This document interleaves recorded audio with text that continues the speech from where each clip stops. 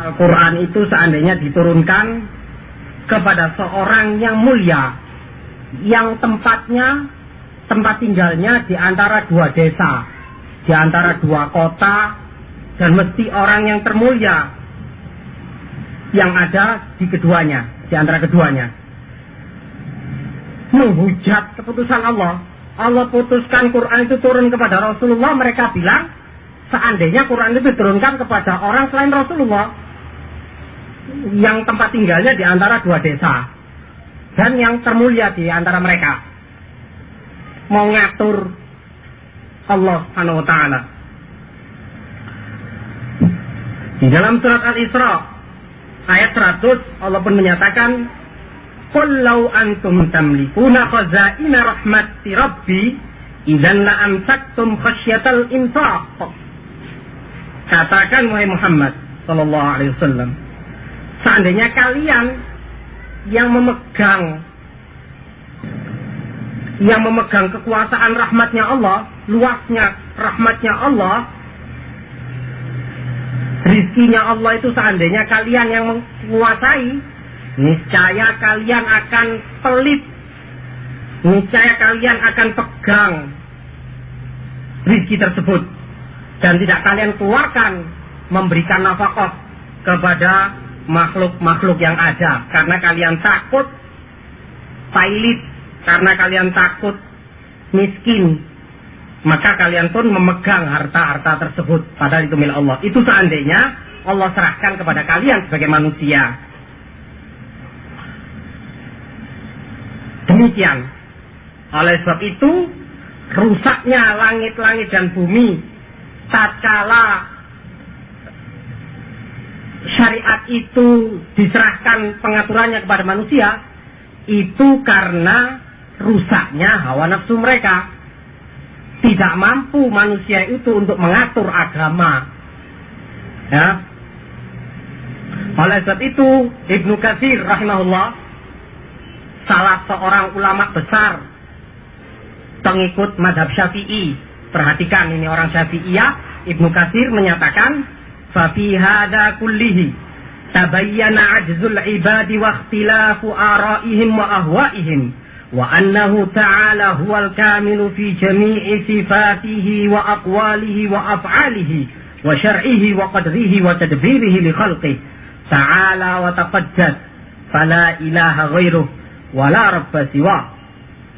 Di tafsir Ibnu Katsir, tafsir Qur'anil Azim, jilid 3 halaman 243, Ibnu Katsir menyatakan dari ayat-ayat di atas jelaslah bagi kita bahwa manusia itu sangat tidak mampu untuk mengatur agama.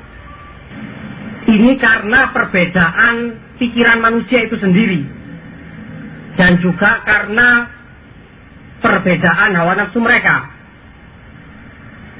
Kalau urusan agama itu disandarkan kepada manusia, dikembalikan kepada logika mereka, logikanya siapa yang dijadikan rujukan, yang dijadikan sumber segala-galanya. Sementara masing-masing berhak berlogika, masing-masing punya pendapat berbeda dengan yang lainnya. Terkadang si A punya logika bahwa kebenaran itu adalah A. Belum tentu kebenaran menurut logika A itu benar menurut si B. Si B juga berhak berlogika, punya pikiran, dia juga punya otak. Yang benar menurut si B belum tentu pula menurut si C benar, dan demikian seterusnya. Berbeda, dan perbedaan pikiran manusia itulah yang kemudian Allah Subhanahu wa taala tidak menjadikan agama ini kembali kepada mereka. Ya? Jadi memang mesti agama yang mengkoreksi manusia. Ya? Agama yang mengatur manusia. Jangan manusia yang mengkoreksi agama. Jangan pikiran kamu yang kamu jadikan untuk mengkoreksi agama kamu. Agama kamu yang mengoreksi otak kamu. Nah, biasanya orang kemudian cenderung untuk mengkoreksi agama. Oh, ini terlalu keras. Oh, ini tidak cocok. ini tidak relevan. Kurang ajar sama Allah Subhanahu wa taala. Apa kamu lebih tahu daripada yang menciptakan kamu terhadap agama ini? Itulah kejahilan manusia tatkala mereka tidak beriman, yakin terhadap wahyu yang Allah turunkan kepada Rasulnya Sallallahu Alaihi Wasallam. Oleh sebab itu kata Ibnu Katsir, hanya Allah lah yang maha sempurna di dalam seluruh sifat-sifat Allah, di dalam seluruh ucapan-ucapan Allah, di seluruh perbuatan Allah, di syariat Allah, agamanya, dan pengaturan Allah terhadap hambanya. Kesemuanya itu Allah lah yang hanya maha sempurna. Maka maha suci dan maha tinggi zat yang demikian itu, dan tidak ada Tuhan yang disembah dengan kebenaran kecuali Allah Subhanahu wa taala. Jadi alasan bahwa Allah Subhanahu wa taala adalah dia sajalah yang berhak mengatur agama ini, karena memang Allah maha sempurna di dalam segala yang berkaitan dengan Allah. Di dalam nama-nama Allah, Allah maha sempurna. Di dalam sifat-sifat Allah, Allah maha sempurna. Di dalam keputusan-keputusan Allah, Allah maha sempurna, maha adil kesempurnaannya. Oleh sebab itu, Allah menyatakan, wa tammat kalimatu rabbika sidqan wa adla. Dan telah sempurna kalimat Allah Tuhanmu sidqan, sebagai maha kejujuran, wa adla, dan maha adil. Kenapa kalimat Allah itu dinyatakan sidqan wa adla? Karena wahyu yang Allah turunkan kepada Rasulnya itu tidak terlepas dari dua permasalahan secara umum. Imma wahyu itu berupa kabar-kabar dari Allah tentang kejadian sebelum Rasulullah diutus, umat-umat sebelum beliau, atau kejadian tentang hari kiamat yang akan datang. Dan kalau bentuknya kabar seperti itu, maka firman Allah itu maha benar, tidak ada keraguan di dalamnya sama sekali. Atau bentuk yang kedua adalah keputusan-keputusan Allah, hukum-hukum yang Allah tentukan dalam syariatnya, ataupun yang ditentukan oleh Rasulullah Sallallahu Alaihi Wasallam. Nah, kalau bentuknya seperti itu hukum, maka hukum keputusan Allah dan Rasulnya ini adalah maha adil. Sekalian yang saya cintai dan akhwat yang dimuliakan oleh Allah Subhanahu Wa Taala, coba kita lihat contoh fakta yang Allah ceritakan kepada kita di dalam Al-Quran tentang betapa bolimnya manusia, betapa serba kurangnya manusia. Di dalam surat Al-An'am ayat 139, Allah Subhanahu wa taala berfirman, "Wa qalu ma fi butuni hadhil an'ami khalisatun lidzukurina wa muharramun 'ala azwajina wa iyyakun maitatan fahum fihi syuraka sayajzihim wasfahum innahu hakimun alim." Mereka berkata, yang ada di perut binatang ternak kita itu hanya boleh untuk kaum lelaki saja dan haram untuk kaum wanita. Kalau binatang ternak mereka, ini ucapan kaum musyrikin dulu, kalau binatang ternak mereka sedang keluar susunya yang betina, maka susu itu pun diperah dan hanya boleh diminum oleh kaum lelaki. Kaum wanita tidak boleh meminum susu itu, haram menurut mereka. Kalau binatang itu melahirkan, kalau anak daripada binatang itu ternyata betina, ya, maka dibiarkan, tidak boleh disembelih. Tapi kalau anak binatang itu ternyata jantan, maka disembelih, dan yang makan dagingnya hanya boleh kaum lelaki saja. Kaum wanita haram untuk menyicipi dagingnya. Tapi kalau kebetulan binatang ternak itu lahir dan mati anaknya bangkai, maka boleh bersama-sama mereka pesta, laki dan wanita boleh makan karena bangkai. Keputusan mereka ini akan Allah balas kelak di hari kiamat. Dan Allah Maha Hakim, Maha Berhikmah, dan Maha mengetahui segala apa yang mereka lakukan, segala apa yang mereka ucapkan. Coba, zalimnya manusia. Dari mana mereka mengharamkan itu? Sementara Allah Subhanahu wa Ta'ala tidak menyatakan yang demikian itu. Ya. Contoh lain pula, ahlul jahiliyah, kalau istrinya kebetulan datang bulan, maka mereka mengharamkan untuk didekati. Bahkan dikeluarkan dari rumah dan diletakkan di goa-goa. Kalau kebetulan waktu makan datang ya dikirimi makanan kemudian ditinggal. Tidak boleh mandi sampai selesai haidnya, masa haidnya, kemudian dibawa pulang, dimandikan dan boleh bersatu dengan suaminya. Itu hukum ahlul jahiliyah. Nggak usah jauh-jauh. Di tengah masyarakat kita, kalau jual beli itu pas hari malam Jumat atau malam Selasa, sial.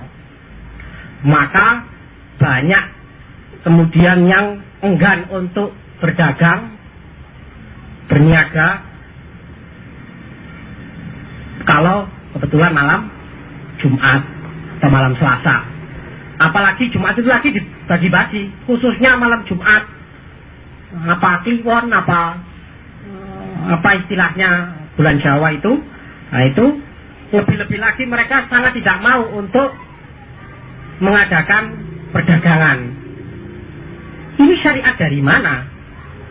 Coba, demikian zalimnya manusia itu, apa kemudian syariat Allah Subhanahu wa Ta'ala disandarkan kepada mereka? Jadi apa agama ini kalau kemudian diatur sekehendak manusia yang cocok dengan logika mereka, cocok dengan hawa nafsunya mereka amalkan, yang kebetulan tidak cocok, tidak sesuai dengan keinginan hasrat mereka, mereka tolak dengan alasan 1001 alasan. Itu tadi yang Allah terangkan kepada kita tentang keutamaan dan keistimewaan wahyu yang Allah turunkan kepada Rasulnya, dan Allah wajibkan, Rasulullah wajibkan kepada umatnya untuk beriman dan terikat dengan wahyu itu. Selama itu datang dari Allah dan Rasulnya, jangan mendahulukan sesuatu pun di atas keduanya. Ya ayyuhalladzina amanu la tuqaddimu baina yadayillahi wa rasulihi wattaqullah. Di surat Al-Hujurat Allah menyatakan, wahai orang yang beriman, jangan kalian mendahulukan sesuatu pun di atas Allah dan Rasulnya, dan takwa, takut kalian kepada Allah Subhanahu wa Ta'ala. Oleh sebab itu jangan kalian dahulukan sesuatu dari Allah dan Rasulnya.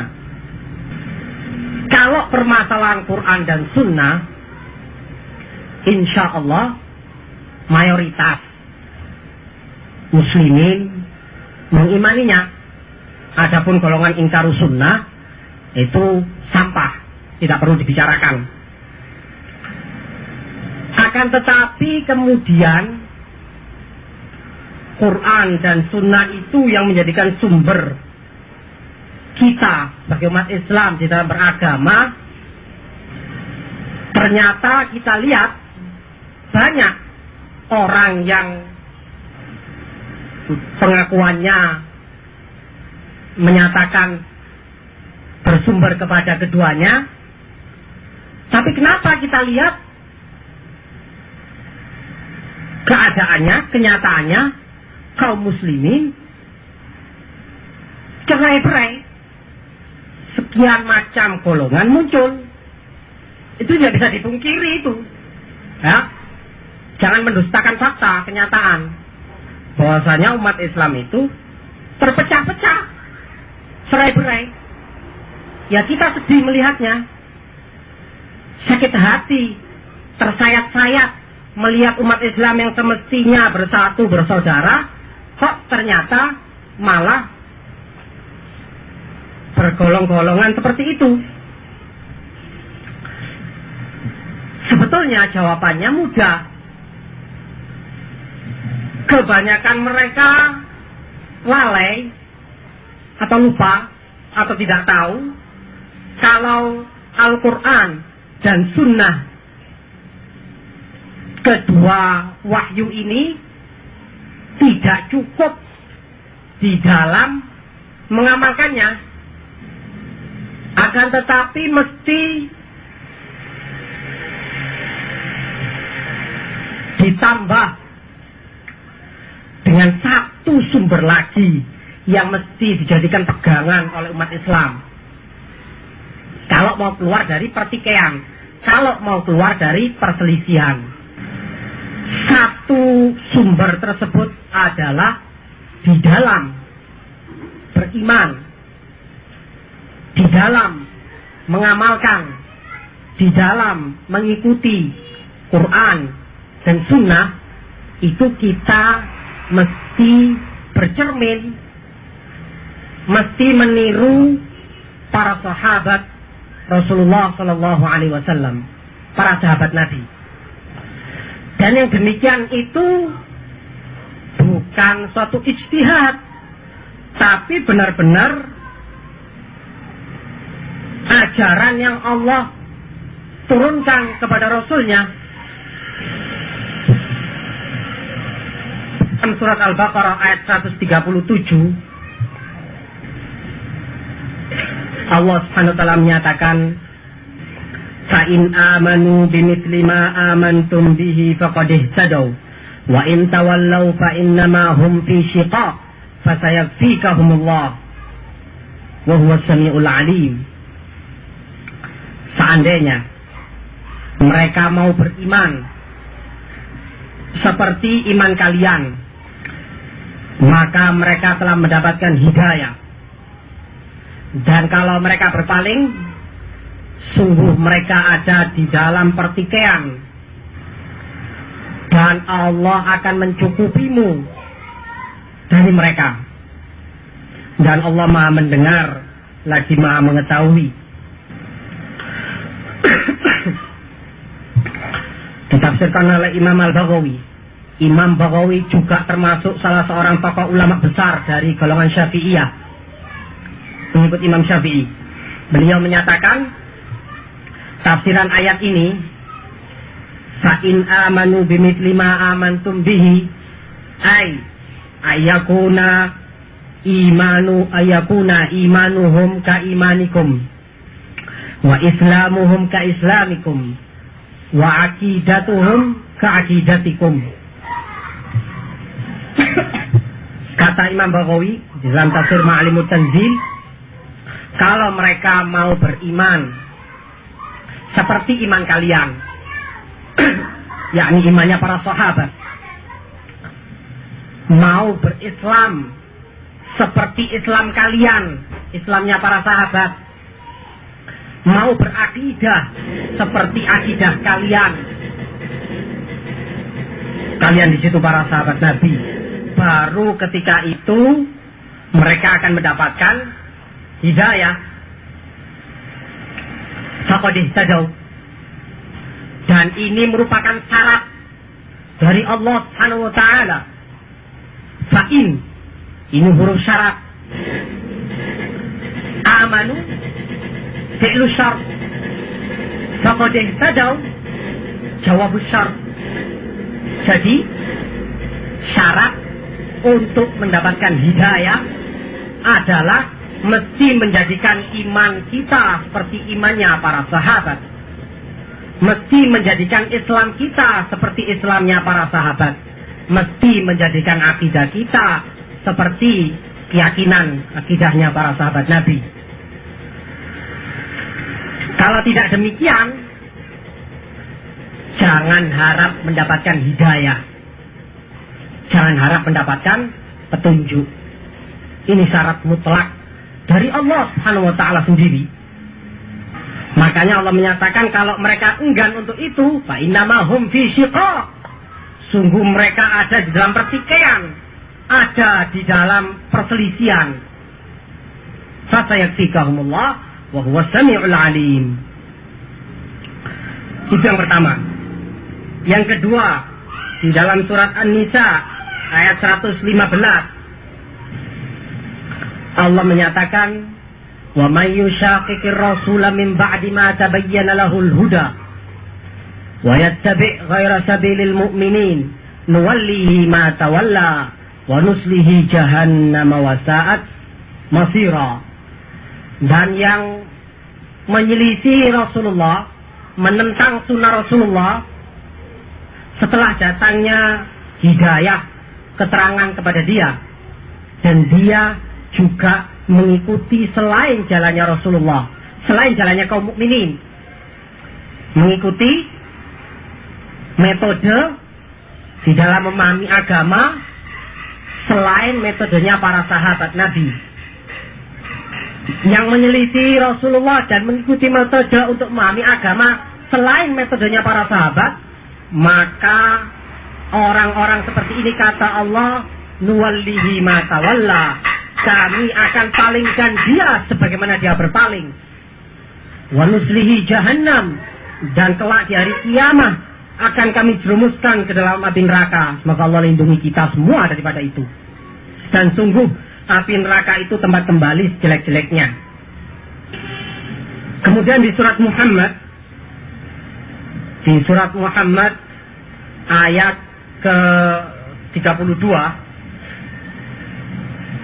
Allah berfirman, innal ladzina kafaru wa saddu an sabilillah wa syaqur rasula min ba'di ma tabayyana lahumul huda lan yadurrullaha syai'a wa sayuhbitu a'malahum. Sesungguhnya orang-orang kafir dan orang-orang yang menghalangi dari jalan Allah dan mereka menyimpang, menyelisih Rasulullah, menentang sunnah beliau setelah datangnya hidayah, setelah datangnya petunjuk dan keterangan kepadanya, lan yadurrullaha syai'a, mereka itu tidak akan membahayakan Allah sama sekali. Wa sayuhbitu a'malahum, dan Allah akan gugurkan amalan-amalan mereka. Di dalam ayat ini Muhammad 32 Allah nyatakan ancaman bagi orang yang menyelisih Rasulullah. Dan ternyata di surat An-Nisa ayat 115 tadi kita dapati termasuk penyelisihan Rasulullah, termasuk penyimpangan dari sunnah bimbingan beliau adalah tatkala kita memahami Al-Quran dan sunnah itu dengan selain pemahaman para sahabat beliau, dan diancam yang demikian itu oleh Allah dengan dipalingkan dari jalan Allah dan dijerumuskan ke dalam jahannam. Asamanallahu ayyakum min dzalik. Demikian yang Allah terangkan kepada kita, bahwa memahami dan mengamalkan Al-Quran dan Sunnah itu mesti dengan bagaimana para sahabat itu memahaminya dan bagaimana mereka mengamalkannya. Kalau ada yang bertanya, kenapa kita mesti kembali kepada para sahabat Nabi? Ya, kenapa mesti kita meniru metode mereka di dalam memahami Quran dan Sunnah? Toh mereka orang laki, kita juga orang laki. Toh mereka punya pikiran, kita juga punya pikiran. Jawabannya, karena di dalam surat Taubah ayat 100 Allah subhanahu wa ta'ala menyatakan, was-sabiqunal awwalun minal muhajirin wal ansar walladzina ittaba'uhum bi ihsan radhiyallahu anhum wa radu an. as-sabiqunal awwalun, para sahabat yang mereka itu sabiqunal awwalun, yang pertama masuk Islam dari golongan muhajirin ataupun dari golongan ansor. Mereka itu tahu kita bahwasanya Allah nyatakan mereka itu Allah ridho kepada mereka, Allah rela terhadap mereka, dan mereka pun rela terhadap Allah Subhanahu wa taala. Dan Allah siapkan bagi mereka jannah, surga yang mengalir di dalamnya sungai-sungai, kekal abadi di dalamnya selama-lamanya mereka. Iya, Allah mendahulukan ridhonya Allah kepada mereka di atas ridhonya mereka kepada Allah. Allah nyatakan radhiyallahu anhum, baru setelah itu waradu anhu. Keridhaan Allah terhadap mereka disebut terlebih dahulu oleh Allah. Ini menunjukkan keutamaan mereka dan keistimewaan mereka yang tidak dimiliki oleh generasi umat Islam selain mereka. Itu jawabannya kenapa kita mengikuti dan kembali memahami agama seperti pemahaman para sahabat Nabi. Karena mereka orang-orang yang Allah ridhoi, mereka orang-orang yang Allah cintai. Kenapa Allah ridho dan Allah cinta kepada mereka? Karena pemahaman mereka terhadap agama itu benar-benar lurus, dan pengamalan mereka terhadap agama itu sendiri. Bukti lain, para sahabat itu mentafsirkan ayat Al-Quran atau sunnah-sunnah Rasulullah, mereka pahami. Karena mereka orang-orang Arab, maka mereka paham betul ayat-ayat Quran dan hadis-hadis Rasul. Karena Quran dan hadis dalam bahasa Arab, maka konteks-konteks ayat dan hadis mereka paham. Kalau pemahaman mereka itu keliru,